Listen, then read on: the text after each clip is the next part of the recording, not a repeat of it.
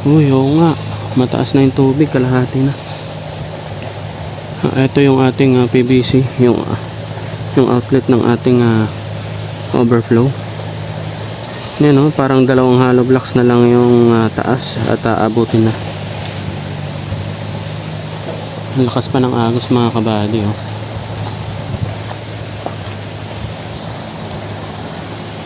Tapos kung makikita nyo, may PVC rin nun. Fish pan din kasi yan, malaki. Mga nasa 5,000 square meters yata yung fish pan nila dyan.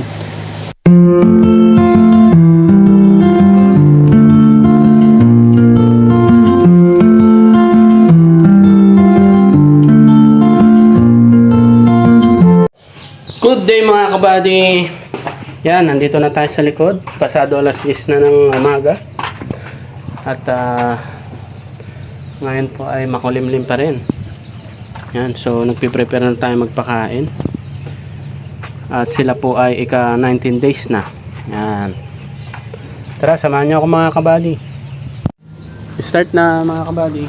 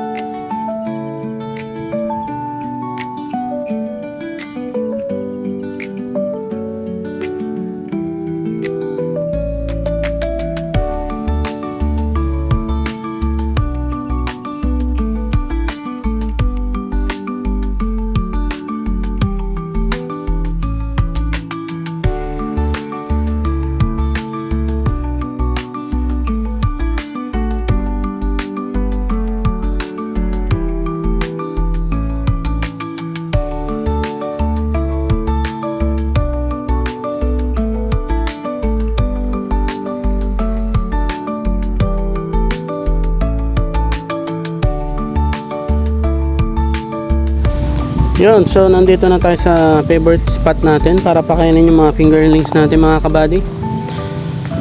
At salamat naman at tayo ay napagbigyan ulit na makapagpakain. Yan, pero tignan nyo yung ating panahon. Walang araw, pero medyo mainit-init na kasi alas 10 na mga kabady. Pero parang alas 6 pa lang ng umaga. Hindi pa talaga ganong kaliwanag. Pero walang bagyo or low pressure. Talagang habagat lang ata ito mga kabady. Pero grabe, ang aga na magsimula ng ulan sa hapon, tapos magdamag na yan. Yan, at sabi nung kapitbahay namin, parang medyo tumaas yung tubig sa creek. Yan. Pero kahapon, sinilip ko na yung kahapon sa creek banda. At parang nasa 1/4 na yung tubig. So, nag-decide ako na itaas yung PVC pipe sa ating drainage or overflow. Yan. Kung nakita nyo, nakataas, di ba? Baka kasi pag lumakas ng dire-diretso yung ulan, tumaas yung level dun sa creek, pasukin yung PVC natin, tapos lumalim dito sa fish pan, baka umapaw kasi hindi pa tapos yun dun, no? 2 patong na hollow blocks pa yun sana, pero hindi na natuloy gawa ng sa budget. Pero pag-iipunan natin yan mga kabady sa mga susunod. Yan, so sabi ko nga kahapon, dahil hindi tayo nakapagpakain ng tanghali at hapon, ay nagdagdag ako. Ginawa kong 500 grams itong binigay ko ngayong umaga. And then siguro after 2 hours, 3 hours ay magpapakain na ulit ako. Kasi pag sa hapon mga kabady, wala na, hindi na ako makapagpakain tulad kahapon. isang beses lang, nakakaawa naman sila. Nandun pa man din sila sa stage na mabilis silang lumaki, din ganun yung mangyayari.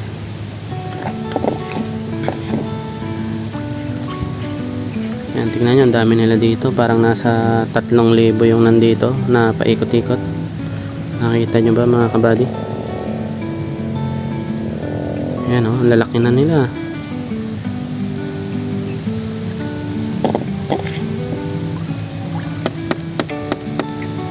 Yan, so konti na lang. Ito na lang yung natira sa 500 grams mga kabady. Ilalahat ko na. Yan. Yan, gutom na gutom sila oh. Nagpuntahan talaga dito sa tapat ko. Ayan yung red tilapia mga kabady. Ayan siya. Kita nyo ba? Ayan oh.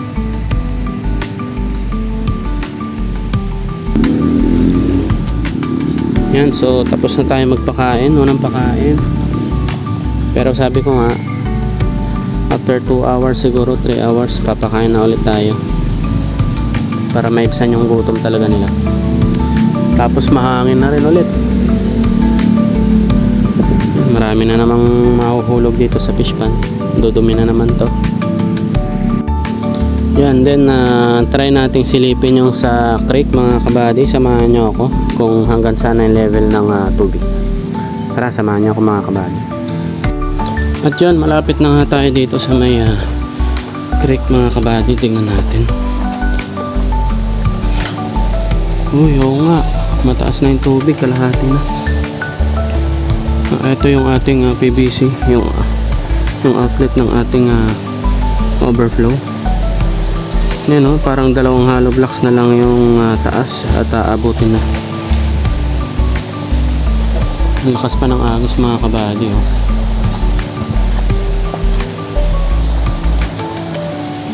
Tapos kung makikita nyo, may PVC rin nun. Fish pan din kasi yan, malaki. Nasa 5,000 square meters yata yung fish pan nila dyan. At yun nga mga kabady, 2 hollow blocks na lang yung taas ng ating overflow at aabutin. Yan, so balik na tayo doon. Yan, so nandito na ako sa may fish pan. Nakabalik na ako dito. At nakita nga natin mga kabady, kalahati na yung creek. Kaya tama lang na itinaas ko tong overflow kahapon. Kasi naisip ko talaga na pag tuloy-tuloy yung ulan, tataas talaga yung tubig doon. Kasi doon sa tulay sa malapit sa elementary school dito sa amin mga kabady ay tumaas din yung tubig. So ganun din ang mangyari yung sa creek natin dyan sa likod. Dahil nga sa tuloy-tuloy na pagulan. Yan. So ngayong araw ay hindi na muna ako magpapa-overflow or magkakarga. Kasi nga baka mamaya makaligtaan ko na itaas yun.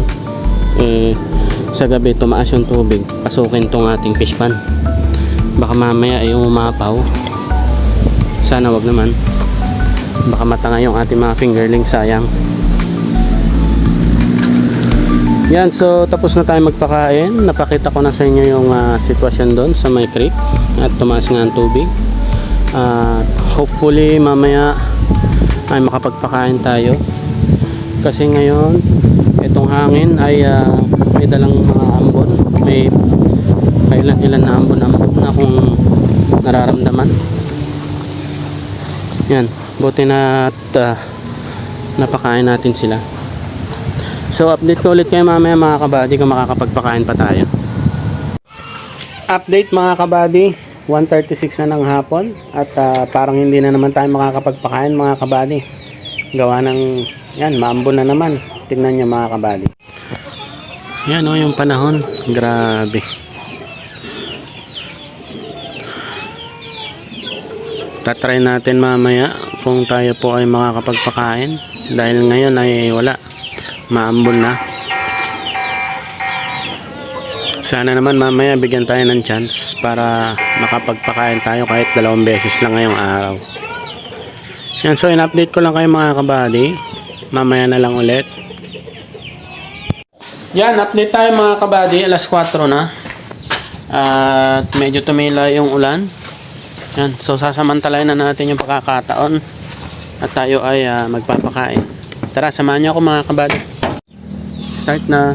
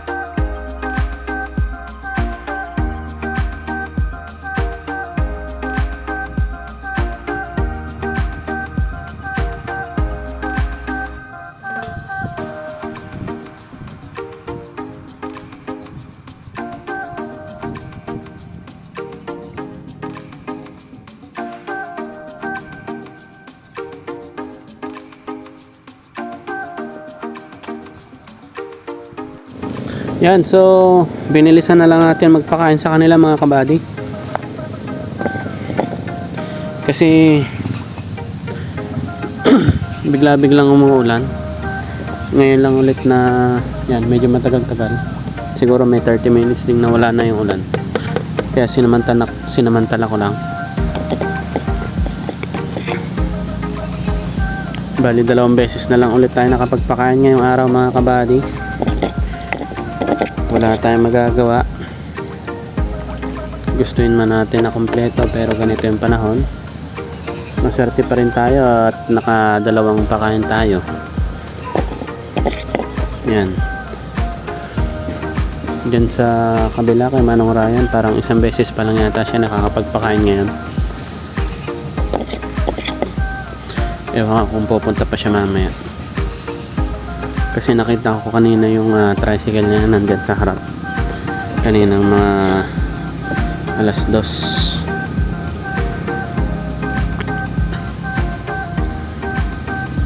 And so far okay naman yung ating mga fingerlings. Maliliksi at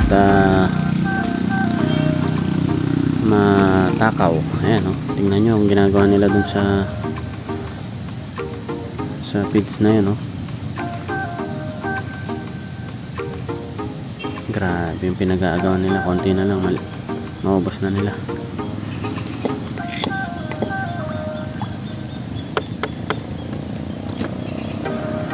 Yan, so 500 grams ulit yung binigay natin mga kabady. Konti na lang to. Ibigay na natin lahat yan.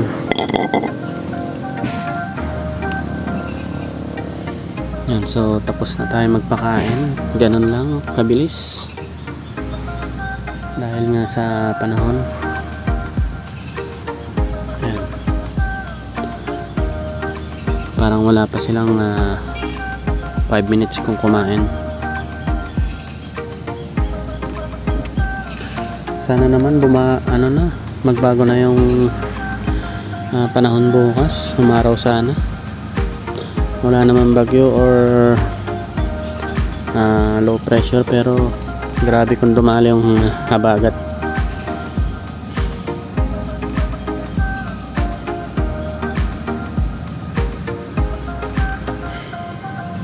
Pasalamat na lang tayo dahil kahit pa hindi tayo masyadong makapagpakompleto ng pagkain ng ating mga tilapia ay ng fingerlings, ay ang bilis pa rin nila lumaki.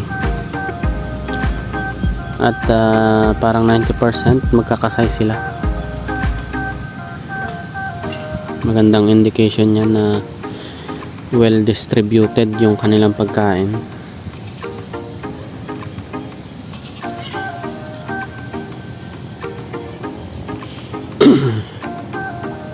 Yan, pagmasdan lang muna natin sila mga kabady habang wala pa yung ulan ulit.